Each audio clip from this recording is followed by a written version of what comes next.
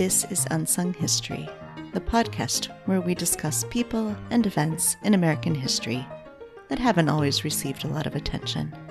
I'm your host, Kelly Therese Pollock. I'll start each episode with a brief introduction to the topic, and then talk to someone who knows a lot more than I do. Be sure to subscribe to Unsung History on your favorite podcasting app so you never miss an episode. And please, tell your friends, family, neighbors, colleagues, maybe even strangers to listen to. In 1860, the deep political divisions in the United States were reflected in the electoral map.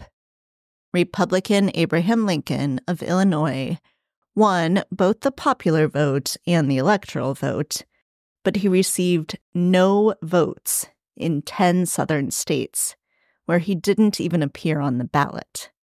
9 of those 10 states voted for incumbent Vice President John C. Breckinridge from Kentucky, who ran on the Southern Democratic ticket and later became Confederate Secretary of War. Between the election and Lincoln's inauguration, 7 southern states seceded from the Union, and a few weeks before Lincoln took his oath of office, Jefferson Davis began his term as Provisional President of the Confederate States of America. Lincoln's running mate in 1860 was ardent abolitionist Republican Hannibal Hamlin from Maine. Like many vice presidents of the time, Hamlin was not closely involved in the administration. He didn't attend cabinet meetings and rarely visited the White House. In fact, he spent much of his term in Maine and even enlisted as a private in the Maine State Coast Guard during the Civil War. Although Lincoln personally opposed slavery, his thinking on abolition evolved slowly, to the frustration of radical Republicans. Hamlin was one of the people pushing Lincoln to issue an Emancipation Proclamation and to allow the enlistment of Black troops in the Union Army. When Lincoln finally felt that he could issue an Emancipation Proclamation without dividing the North, he invited Hamlin to dinner to look at the draft and offer suggestions. In the 1864 election, however, Lincoln was worried about his re-election chances, facing challenges from both radical Republicans and the peace plank of the Democrats. His solution was to drop Hamlin from the ticket in favor of Andrew Johnson, a pro-Union Democrat from Tennessee, calling their party the National Union Party. Johnson had grown up in poverty as Lincoln had, but upon becoming a prosperous tailor, he had purchased land and slaves, eventually enslaving 10 people. Johnson served in Congress and then as governor of Tennessee. When Tennessee seceded in 1861, he was a senator, the only senator from a Confederate state who did not resign, serving out the remainder of his term, which ended in March 1862. At that point, Lincoln appointed him the military governor of Tennessee, since the Union had recaptured most of the state by that point. Lincoln's VP decision may have been prudent politically, but the practical consequences were devastating. On March 4th, 1865, Hamlin gave his farewell remarks to the Senate and then yielded to the new vice president, a very drunk Andrew Johnson.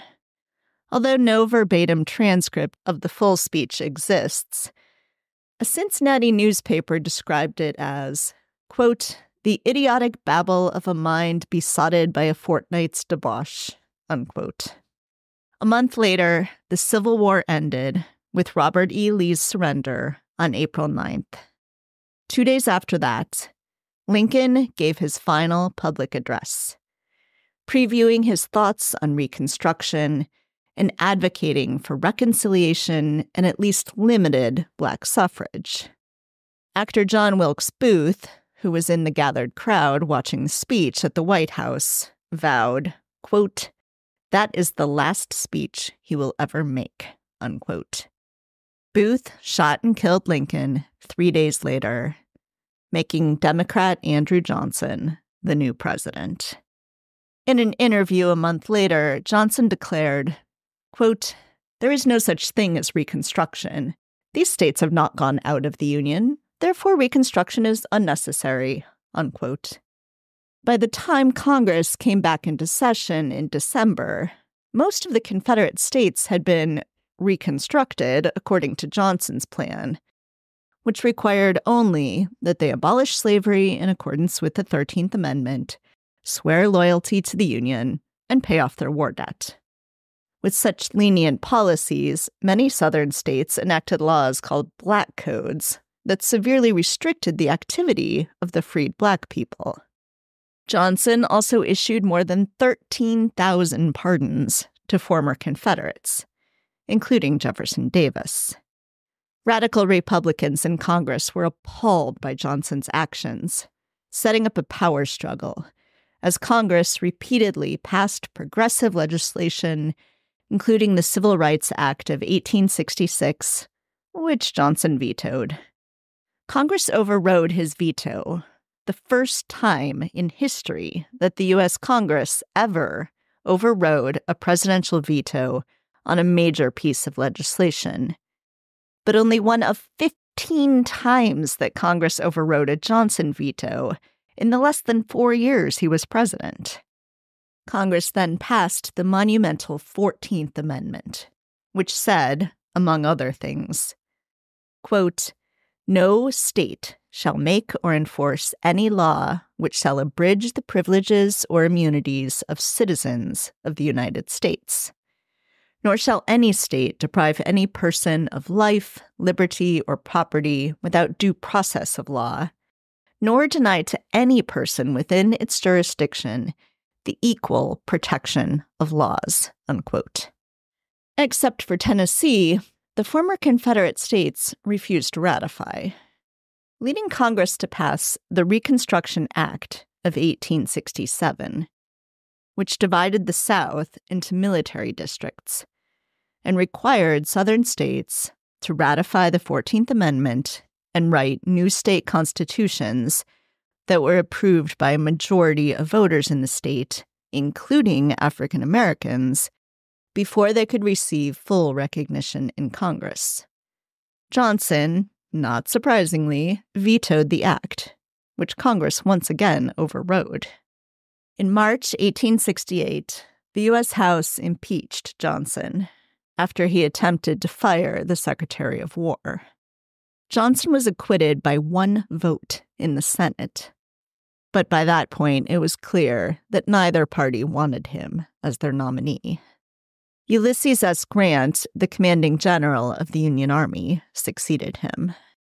Grant approached Reconstruction with better intentions than his predecessor, and he had some success in championing the 15th Amendment, which granted voting rights to all Black men, and in establishing the Department of Justice in 1870 to investigate violence against African Americans. By 1870, all of the former Confederate states had been readmitted to the Union, having written progressive state constitutions as mandated by the Reconstruction Act of 1867. An estimated 2,000 Black Americans held office at all levels of government during Reconstruction, including Hiram R. Revels and Blanche K. Bruce in the U.S. Senate, and 15 U.S. representatives, including Robert Smalls, who had escaped enslavement during the Civil War. In 1871, Congress, at Grant's request, passed the Third Enforcement Act, also known as the Ku Klux Klan Act, which empowered the president to deploy federal troops to deal with the violence of the Klan. Grant's presidency, though, especially in his second term, was overshadowed by charges of corruption, and the financial panic of 1873 turned public opinion against the Republican Party, limiting Grant's ability to focus on or enforce Reconstruction. In 1876, Grant, who likely would have lost anyway, chose not to run for a third term.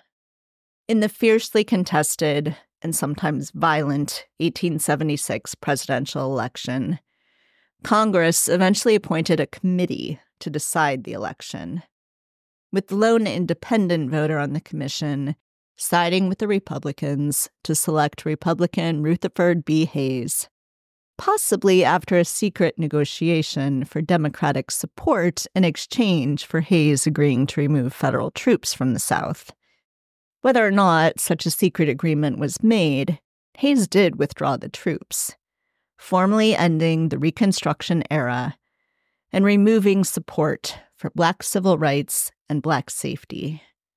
Any gains Black people had made in the South during Reconstruction were quickly erased by the establishment of Jim Crow laws legalizing racial segregation and Black disenfranchisement, enforced by a terror campaign of white supremacist violence. Joining me now to help us understand Reconstruction and its aftermath is Dr. Manisha Sinha, the James L. and Shirley A. Draper Chair in American History at the University of Connecticut, and author of The Rise and Fall of the Second American Republic, Reconstruction, 1860 to 1920. Yes, I want to be a soldier, yes, I want to be a soldier, yes, I want to be a soldier for the love to bear. Then you must rise, thank you God, the glory, rise, thank you God, the glory, rise, thank you God, the glory for the love to bear. Hello, Manisha. Thanks so much for joining me today. Thank you so much for having me, Kelly. So I would love to hear a little bit about why you wrote this particular book. You've written previous books on slavery and antebellum, South Carolina. Why this book? Yes, so this book really grew out of my second book on abolition, on the history of the abolition movement, The Slave's Cause. I was really interested in looking at what happened to the abolitionist project after the Civil War on emancipation, because the conventional wisdom was that they were just flailing around and they had no program or plan for emancipation. And initially, I conceived of this as a dual biography of two prominent radical Republicans who had roots in the abolition movement, Thaddeus Stevens and Charles Sumner. But when I submitted the book proposal for that, or rather my agent submitted it, my current editor for this book, saw something in it. He said he thought that this would be a new history of Reconstruction, a new way of talking about this time period. And so it was really his idea, not mine, to write that bigger book on Reconstruction. And as I began writing it, I realized that all the questions that my students had asked me about Reconstruction kept coming back to me. They were really more interested in, why did this experiment fail and how exactly did it fail? And why did it take so long to sort of achieve what Reconstruction had done in a few short years?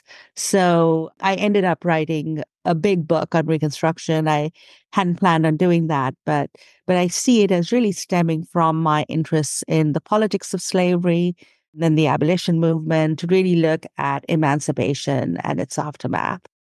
And you've mentioned this is a big book. It is a big book, both, fairly long, but also big, the time frame that you're looking at. And so you start before the Civil War, even with the election of Lincoln, go all the way through 1920 and the 19th Amendment. Could you talk a little bit about why you chose to frame it that way and how you see this entire period as Reconstruction or a piece of Reconstruction? Yes, so it is big in terms of chronology, right? And it's not as big as my abolition book, but big enough. And the reason I decided to have a sort of a broader chronology, going back to 1860 and looking forward right up to 1920, is because I think to really understand the issues of Reconstruction, one has to go back to the Civil War itself and what happened during the war. I see Lincoln and his election in 1860 as really inaugurating a new period in American history. And that's where I get the title from, The Rise and Fall of the Second American Republic. I see it as inaugurating the Second American Republic. I see Lincoln as a Reconstruction precedent for that reason. And I really pay a lot of attention to what I call wartime Reconstruction, what was achieved under his presidency, because the myth is that, oh, Lincoln just died and he had no plan for Reconstruction. And, we can't really see him as someone who put forward a Reconstruction. And some of the lost cause mythologists had this strange idea that he would be more lenient on the South, which of course his successor, Andrew Johnson, was extremely lenient and wanted to restore the status quo antebellum. And because I'm looking at the fall of the Second American Republic too, I don't just end at the conventional ending point for Reconstruction, which is 1877, when the last Reconstruction governments fall in the South. I was really interested in looking at how the process of formal disfranchisement gets put into place only in the 1890s, and how you have this new regime of Jim Crow, of racial segregation, again put into place only in the 1890s, and how that feeds into the rise of American imperialism and this notion that somehow non-white peoples are basically incapable of governing themselves. And when I started looking at that latter half of the 19th century, all these other issues came up. The issue of the conquest of the West and the way indigenous sovereignty was treated, the issue of, the reconstruction of the North itself with the rise of industrial capitalism, or the takeoff of industrial capitalism that we normally associate with the Gilded Age. And basically, I'm arguing in the book that all these events are connected to the fall and the long unbinding of Reconstruction. And then I wanted to end the book in a high note, and I end with the women's suffrage amendment. But it's not just that. I noticed that the 19th Amendment, the wording is very similar to the 15th Amendment that gave Black men the right to vote. And also the issue of suffrage, as women's suffrage, as an important issue in terms of expanding the boundaries of American democracy, arises during Reconstruction. So it's very much also a part of the story of Reconstruction. And I was very insistent on looking at Reconstruction history as also women's history, which again had not been done conventionally. So these are the reasons why it goes from 1860 to 1920. And there were sort of substantive reasons why I did that. So I want to talk a little bit about the promise of Reconstruction, what Reconstruction briefly was, could have been this Second American Republic, as you call it. So let's talk a little bit about that.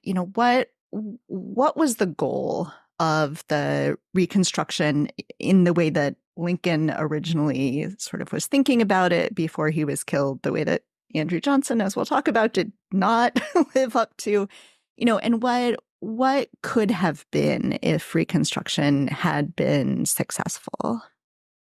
That's a great question, because I argue that Reconstruction really does represent a massive course correction in U.S. history, because here is a moment when you have an institution like racial slavery, which is really entrenched and expanding in the American Republic, the first one, that is done away with, right, during the Civil War.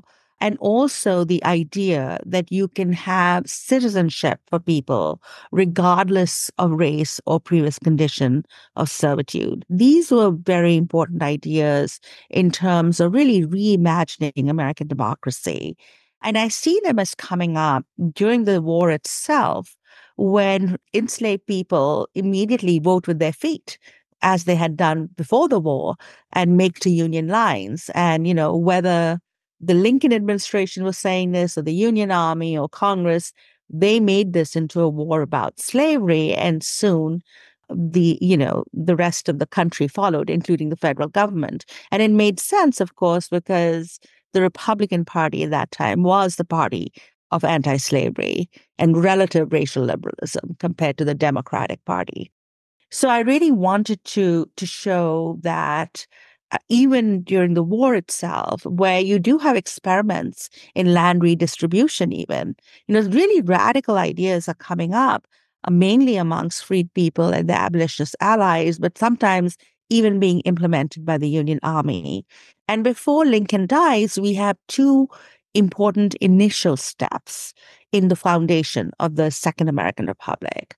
One is the 13th Amendment to the U.S. Constitution that unleashes progressive constitutionalism during the Civil War that abolishes slavery. Now, there is a criminal exception, but it's not as if the framers intended that. It's put to bad use in the South in order to undermine emancipation later on.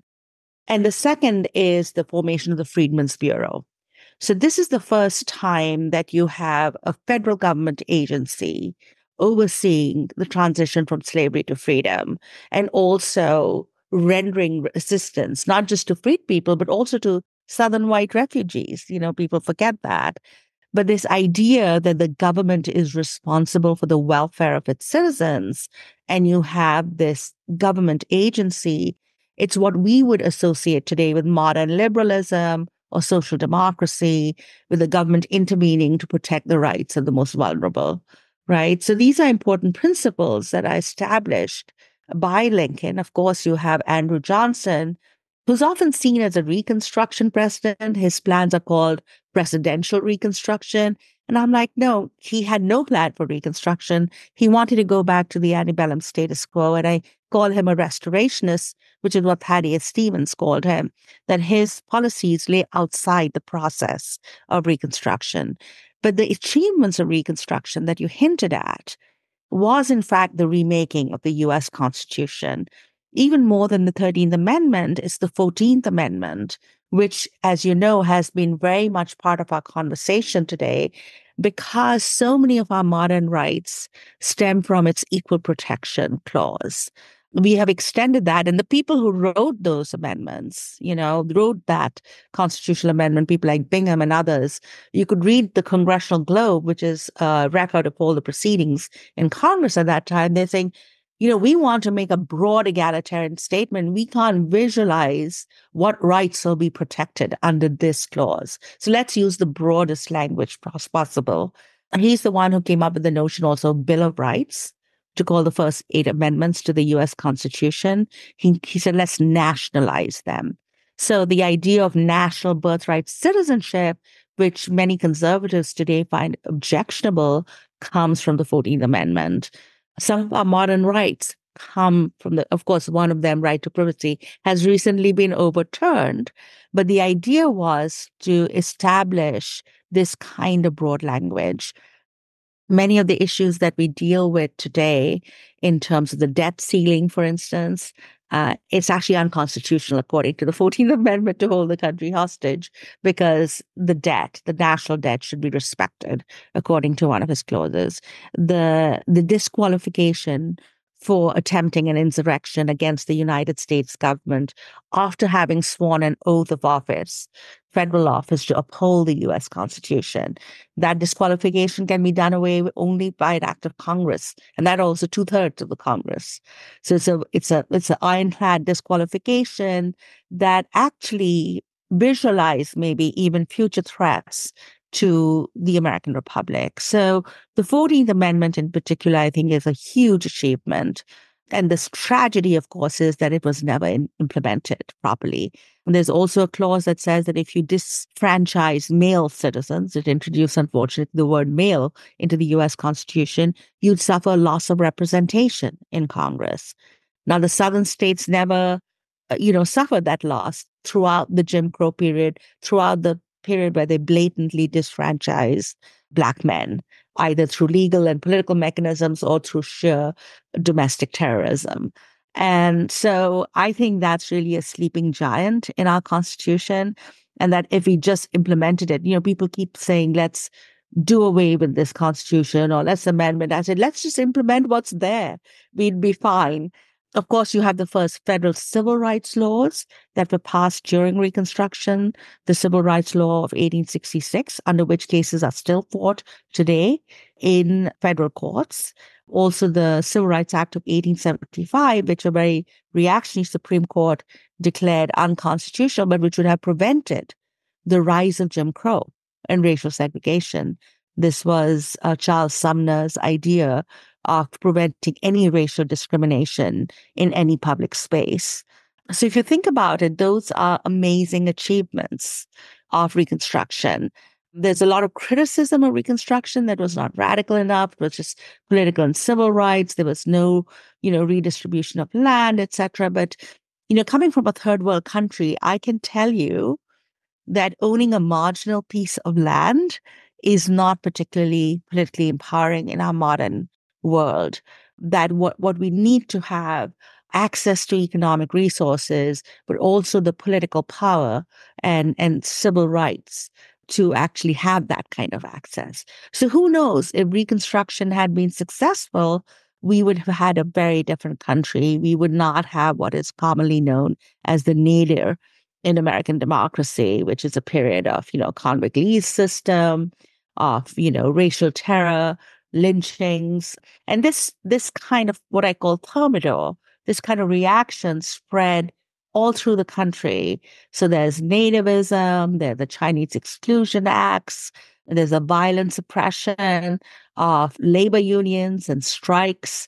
Instead of implementing rights in the South, the repressive powers of the government are used to put down very violently certain spectacular strikes that take place at this time. So we achieved a lot during Reconstruction. The tragedy of Reconstruction is not that it didn't go far enough, as many historians argue, but in fact that it was overthrown, because who knows how far it would have gone if we had safeguarded those achievements. I want to come back to Andrew Johnson. I was flipping through the book right before we talked, and I had written in the margin at one point, Andrew Johnson was the worst. I knew that going into the book, but this really solidified it for me. So can you talk some? You said he was a restorationist, not a reconstructionist. What sorts of things he did to really undermine the whole project of Reconstruction? Another great question. And you're right, Andrew Johnson always ranks at the bottom when it comes to historians ranking US presidents. And I had the pleasure of putting him close to the bottom recently, too. So I was quite happy to do that. It's one of those peculiar things in US history where the best presidents are succeeded by some of the worst. And so you have Lincoln and then you have Johnson. And I think the biggest mistake that the Republican Party did was to replace Hannibal Hamlin, who was also a Democrat from Maine, but who was anti-slavery, with Johnson from Tennessee, who actually had opposed emancipation.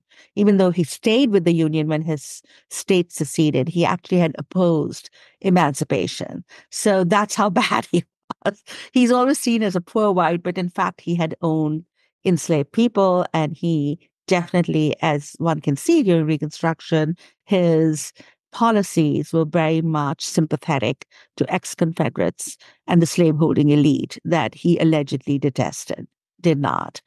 And the reason why I really did want to clear that that sort of air about Johnson was because there have been some recent books that have tried to rehabilitate him, saying, well, he really also kept federal troops in the South. Well, he was not that bad. In fact, radicals initially thought he would be better than Lincoln, all of which I find very questionable. You can see this particularly with Thaddeus Stevens, from whom I get the idea that Johnson's regime was a restoration rather than Reconstruction. They are very skeptical of him. Actually, there are very few abolitionists who see Johnson as some kind of savior. Johnson says to Black people, I'm going to be your Moses, something that Lincoln had never claimed even, So he's very bombastic in making those claims for himself.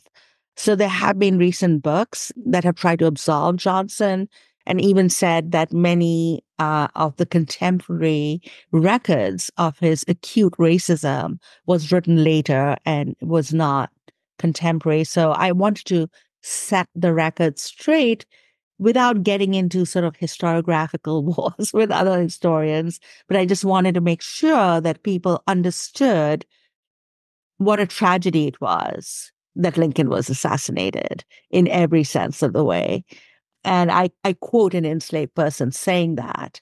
I also found that actually a political scientist at Harvard found this, and he sent this to me, and I was really impressed that right in 1865, before even radicals and abolitionists are thinking of impeaching Johnson, an enslaved group from Savannah, Georgia, sends a petition saying, we must impeach Johnson because what he's doing in terms of greenlighting a Klan terror in the South and putting back into place these, people who had absolutely no regrets about ultimately supporting the Confederacy, even though they were, quote, unionists like Johnson, meaning conditional unionists, many of them.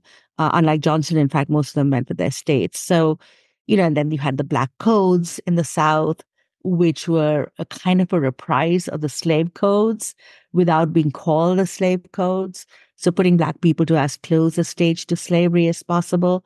All this happens under Johnson, and he greenlights it.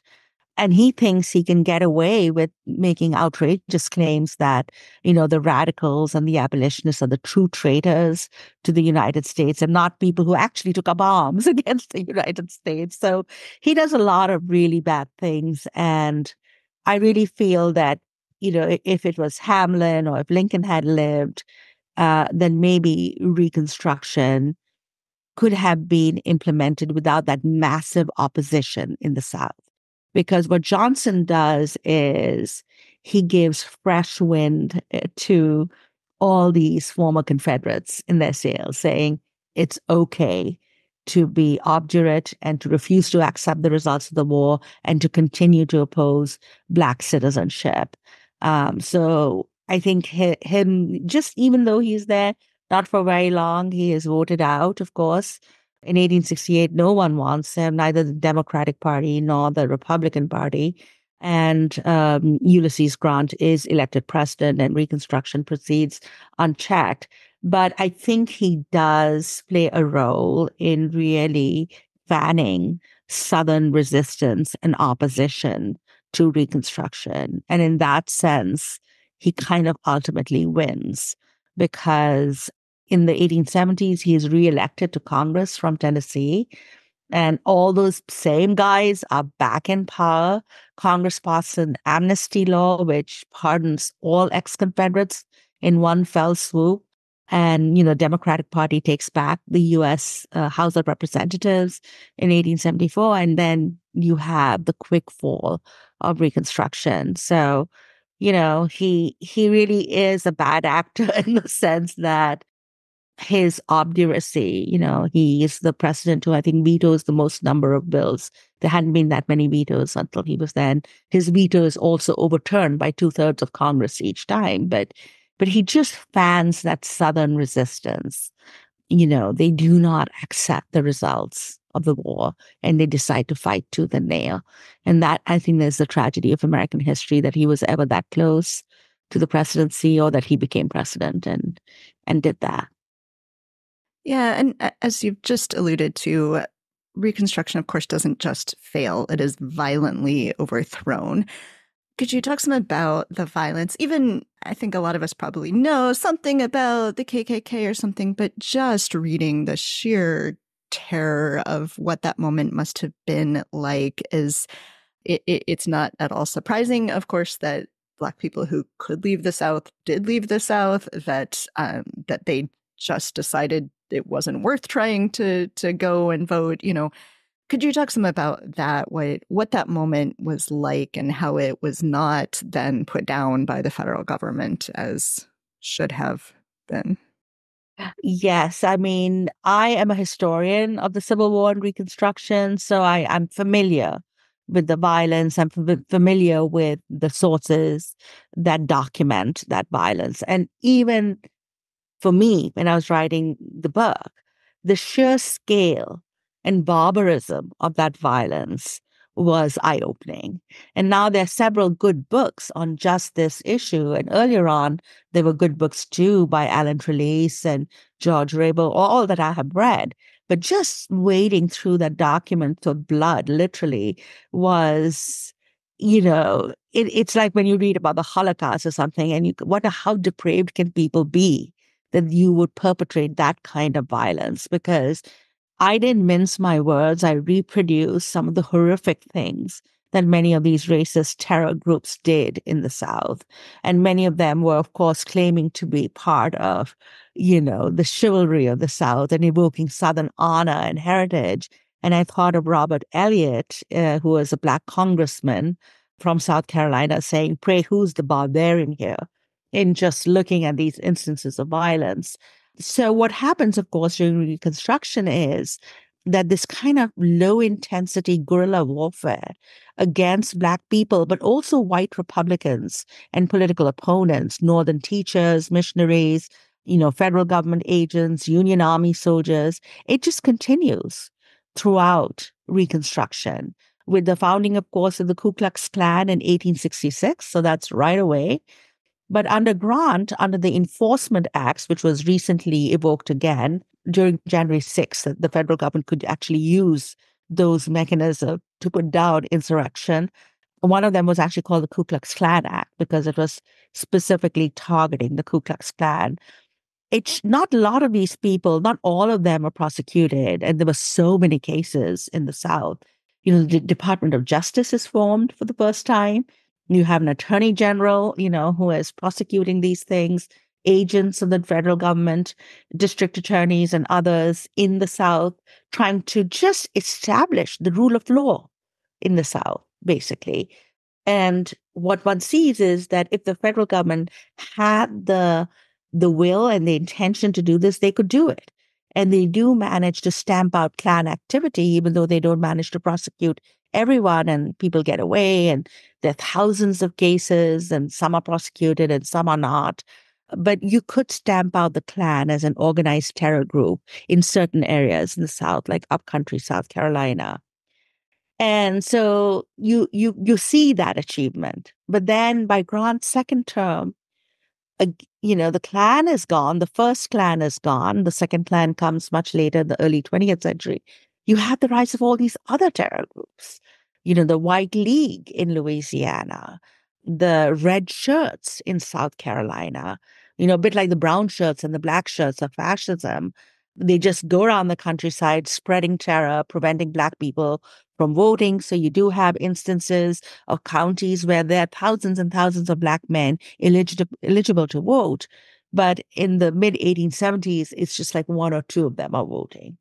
So I can't stand the history books that I read that say, oh, Samuel Tilden actually won the popular vote in 1876, or Grover Cleveland, the first Democratic president after the Civil War, won the popular vote. Well, what was the popular vote if the entire Black vote is being suppressed through sheer terror, right? And so I think we really need to pay attention to how violent terrorism can really basically completely upend democratic governance, voting, and elections, because that's pretty much what happened in the Reconstruction South. So, as we've mentioned, you end the book with women's suffrage and the 19th Amendment. And there are moments in the conversations around the 15th Amendment where you can see a glimmer of what could have been if there had been universal suffrage at that moment, if there had been a coming together instead of a really splitting apart of different groups trying to pit rights against each other. So could you talk a little bit about that? It's a long struggle, of course, for women's suffrage, but the ways in which it, instead of coming to this beautiful moment of supporting universal suffrage, really does end up being sort of I'll take my piece of pie instead of fighting for everyone. So that is a very complicated story also. And, under abolition, before the Civil War, Black rights and women's rights had been interlinked because so many of these feminists, what I call abolitionist feminists, came out of the abolition movement, fighting for against slavery and for Black rights, and then fighting for women's rights. And you can see in the women's rights conventions before the Civil War, the only men that are there are abolitionists, right? So there is an interlinking of the two causes. And what we call intersectionality today, they didn't use fancy words, but they were very much aware of how, that they were fighting on two fronts also. The tragedy during Reconstruction is that when these Reconstruction amendments come up, the most pressing issue is, in fact, the status of freed people and the violence against them. And if they were not slaves, they would be citizens. And then who would be citizens? Would it be all of them, or would it just be men, as had become the custom in the United States? So we do have instances of women voting in New Jersey, or in the early republic, we do have those few exceptions to the rule. But it was adult male suffrage, basically, that people are fighting for at this time. And the problem, of course, is that when the 14th Amendment is proposed, a lot of feminists and radicals don't like it because it doesn't directly enfranchise Black men. It says, if you don't give them the vote, you'll suffer loss of representation. So for some radicals, it didn't go far enough.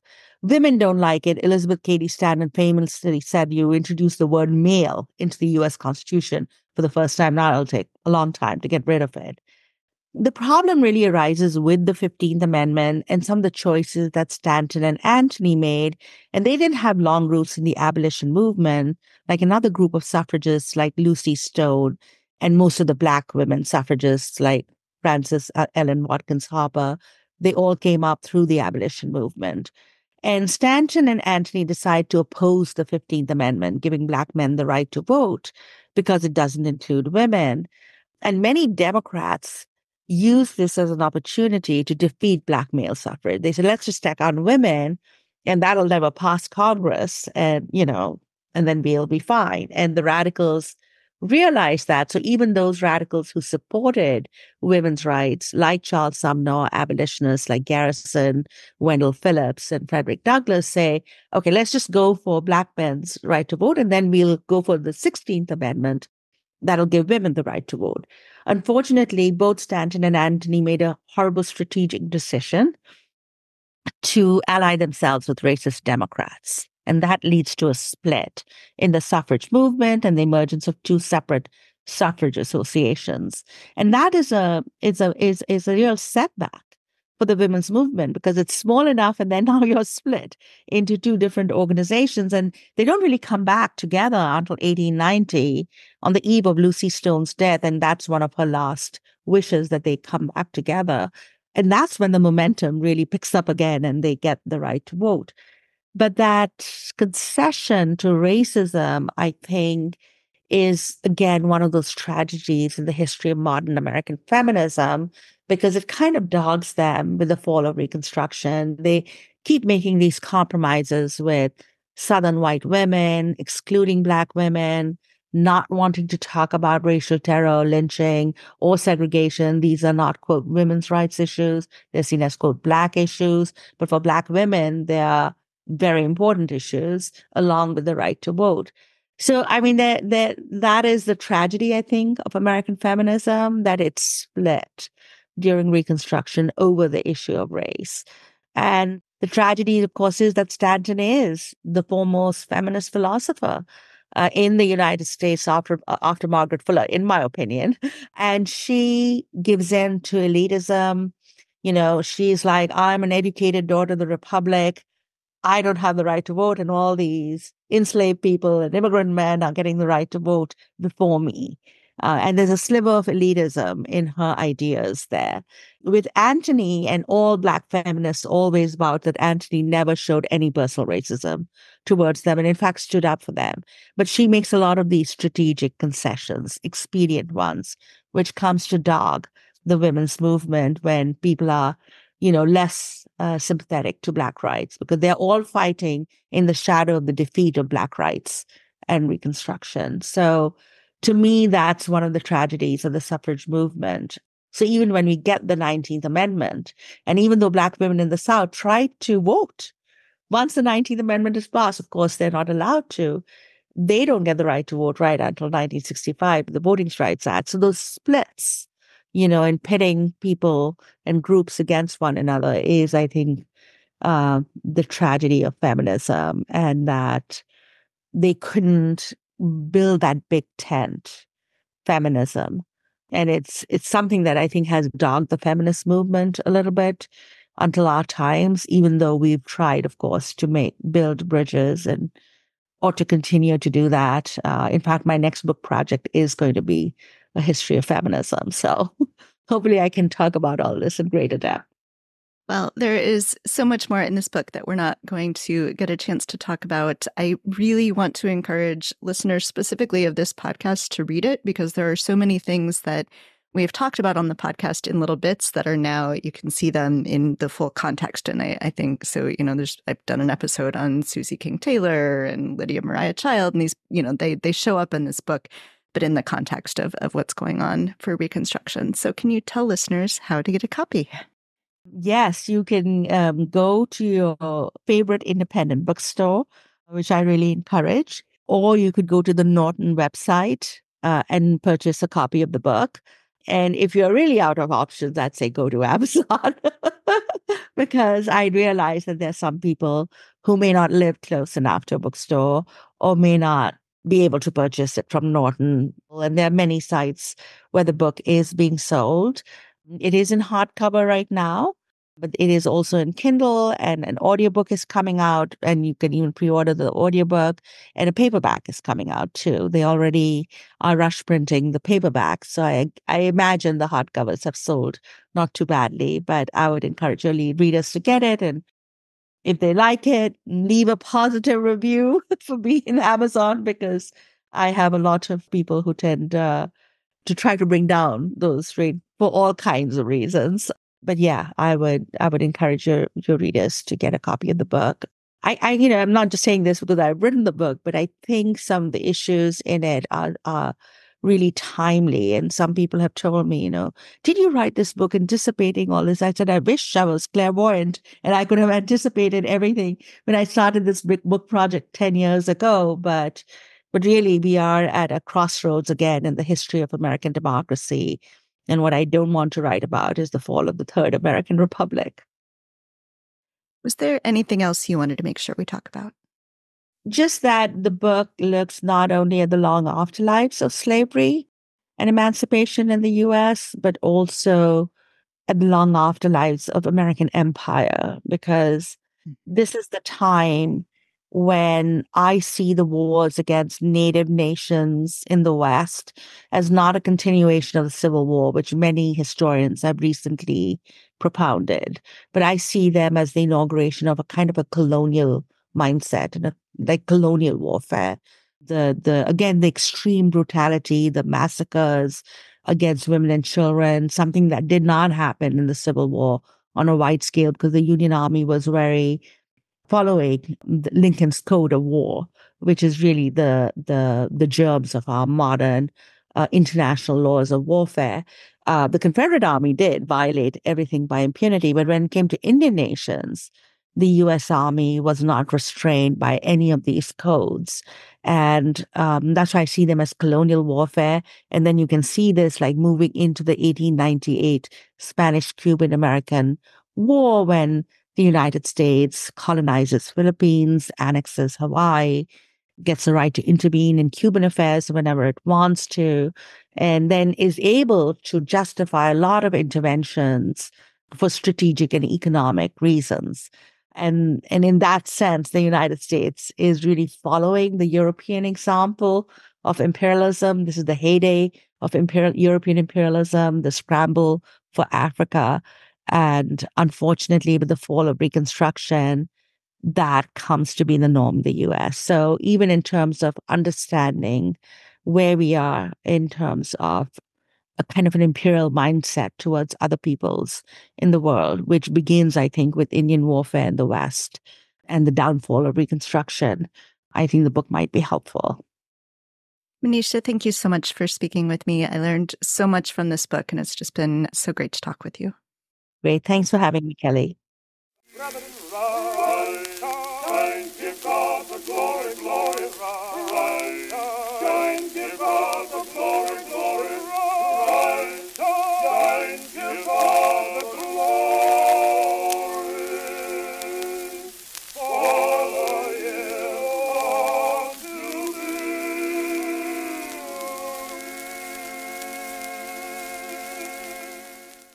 Thanks for listening to Unsung History. Please subscribe to Unsung History on your favorite podcasting app. You can find the sources used for this episode and a full episode transcript at unsunghistorypodcast.com. To the best of our knowledge, all audio and images used by Unsung History are in the public domain or are used with permission. You can find us on Twitter or Instagram at unsung__history or on Facebook at Unsung History Podcast. To contact us with questions, corrections, praise, or episode suggestions, please email kelly@unsunghistorypodcast.com. If you enjoyed this podcast, please rate, review, and tell everyone you know. Bye!